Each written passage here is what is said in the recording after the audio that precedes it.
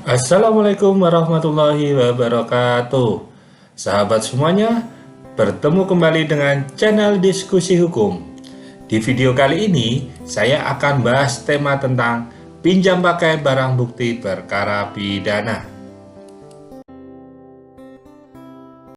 Ada pertanyaan yang cukup menarik terkait dengan video ini, yaitu bagaimana terhadap barang bukti yang sangat dibutuhkan untuk kehidupan pemiliknya, tetapi disita oleh aparat penegak hukum, yaitu digunakan untuk pembuktian perkara pidana.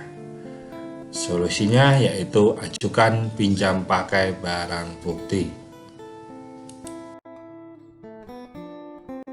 Ada beberapa pertimbangan barang bukti dapat dipinjam. Yang pertama yaitu barang bukti ini dibutuhkan oleh pemiliknya untuk kehidupan atau pekerjaannya. Contohnya angkot, mungkin dalam suatu tindak pidana angkot ini sebagai barang bukti, mungkin digunakan untuk mengangkut atau dipinjam orang, digunakan untuk mengangkut barang curian. Sepeda motor yang dicuri oleh orang dan akhirnya sepeda motor itu ketemu dan pemiliknya menggunakan karena untuk sebagai ojek ya di sini. Jadi dibutuhkan untuk kehidupan pekerjanya. Yang kedua, barang bukti ini memerlukan tempat penyimpanan yang luas. Kalau barang buktinya truk, ini kan juga memerlukan tempat yang luas untuk penyimpanan barang bukti tersebut. Dan yang terakhir yaitu bukan barang terlarang. Jadi bisa dipinjam pakai apabila itu bukan barang terlarang. Bagaimana cara mengajukan permohonan pinjam pakai barang bukti? Yang pertama yaitu mengajukan surat peminjaman pakai, yaitu ditujukan kepada pihak penanggung jawab barang bukti itu. Yang kedua, dalam surat peminjaman, pemohon harus siap menyanggupi syarat yang ditentukan. Dan yang ketiga, peminjam menyertakan bukti identitas diri dan kepemilikan terhadap barang bukti yang dipinjam. Dalam surat permohonan peminjaman pakai barang bukti, pemohon harus menyatakan siap memenuhi syarat-syarat sebagai berikut. Yang pertama, bertanggung jawab sepenuhnya atas keadaan barang bukti. Yang kedua, tidak merubah bentuk dan keadaan barang bukti. Karena perubahan bentuk dan keadaan barang bukti ini nanti akan dikaitkan terhadap proses persidangan ya. Jadi akan dikonfrontir dengan keadaan keterangan saksi-saksi dan pada saat terjadi tindak pidana. Jika terjadi perubahan maka akan mengaburkan proses pembuktian di persidangan. Yang ketiga, tidak akan mengalihkan kepada pihak lain, baik itu jual beli atau jaminan ya. Yang keempat yaitu siap menghadirkan apabila proses pembuktian perkara membutuhkan. Jadi apabila di proses perkara membutuhkan di persidangan, maka dia wajib untuk menghadirkan barang bukti tersebut.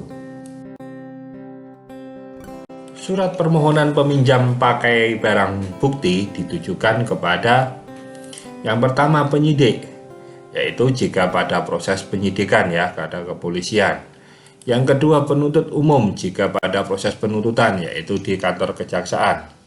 Dan yang ketiga adalah majelis hakim jika pada proses persidangan. Jika diajukan di proses persidangan dan majelis hakim mengabulkan permohonan pinjam pakai, maka akan mengeluarkan penetapan pinjam pakai yang akan dilaksanakan oleh penuntut umum.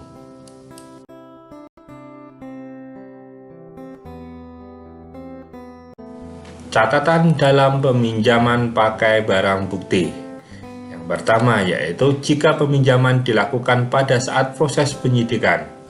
Jika ada pelimpahan berkas ke penuntutan, maka harus ada pinjam pakai kembali ke penuntut umum. Jika peminjaman pada proses penuntutan, saat pelimpahan berkas ke pengadilan, harus ada permohonan peminjaman barang bukti kepada majelis hakim. Kenapa demikian? Karena barang bukti ini tanggung jawab di mana berkas perkara itu berada. Jika di proses penyidikan, maka berkas di penyidik, tanggung jawab penyidik, penuntutan di berkas penuntutan, dan di perselesaian persidangan adalah tanggung jawab hakim. Dan ini terkait dengan keadaan barang bukti itu adalah berdasarkan kepentingan dari pihak tersebut terhadap proses pembuktian di persidangan.